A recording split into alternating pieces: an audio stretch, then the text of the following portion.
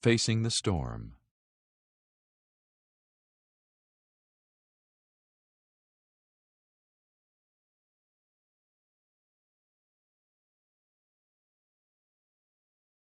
Isabel Moreno sat carefully inserting papers into a folder. She had been at the Gateway Nature Center's office all morning and was weary of filing. She wanted desperately to work with the animals, especially the injured birds that the center rehabilitated. But her mom, who was the assistant director of the center, said Isabel was too young and there was no time to supervise her. "I've been a weekend volunteer this whole school year," Isabel thought. "I know more about birds than almost anyone here," she said to herself with conviction, recalling as evidence the extensive research she had done reading books and websites on natural history. Then she sighed. She had never been good at speaking up for herself, and who would listen to a shy seventh grader anyway? Suddenly the quiet was shattered by Amy Jensen bursting in and letting the door slam. Isabel felt herself shrink.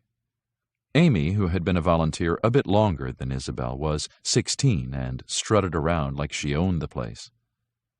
"Hey, Isabel, I've got a job for you," she barked, planting a hand on Isabel's shoulder. Isabel recoiled from Amy's touch, but she willed herself to remain still. "Don't make trouble," she reminded herself, though she would have loved to brush Amy's hand off. "I have to finish this filing," she squeaked feebly. Just then Isabel's mother rushed into the room with Mr. Garza, the custodian. "The hurricane forecast for Miami has skewed to the south and is entering the Gulf," Mrs. Moreno reported. "We should be okay up here in the inlet, but we'll likely get some fierce and persistent winds. I've sent the other volunteers home, but I need you girls to help Mr. Garza get the storm shutters down in here and in the aviary. Then I'll take you home." Isabel leaped to her feet, excited to have an opportunity to help the birds.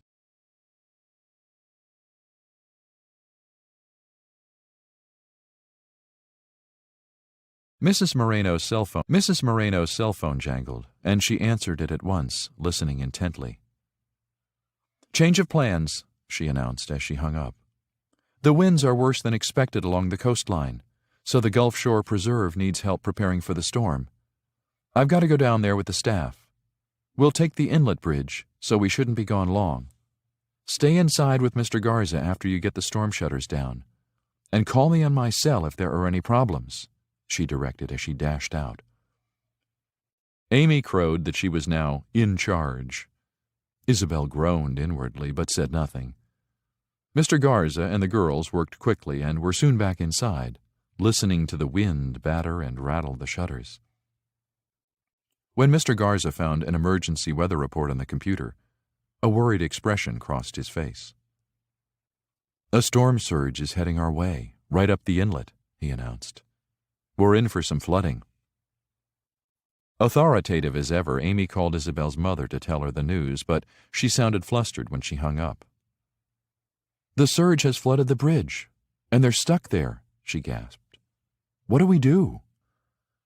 Isabel was unnerved that both Mr. Garza and Amy seemed so panicked, but after silently considering the dilemma for a few seconds, she roused herself and said calmly, "We should move the birds to the reptile house. It's on higher ground."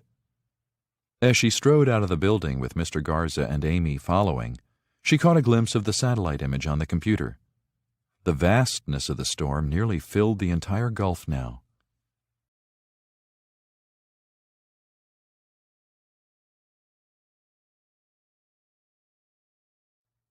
Once inside the aviary, Isabel watched Amy lunge from cage to cage, agitating the birds. "Don't jump around so much," Isabel instructed. "They're scared enough as it is, and your sudden movements aren't helping." Amy meekly calmed down, but she was shaking. "Just think about the birds," Isabel said as they carried each cage up to the reptile house. The hawks screeched and beat their wings when they felt the wind.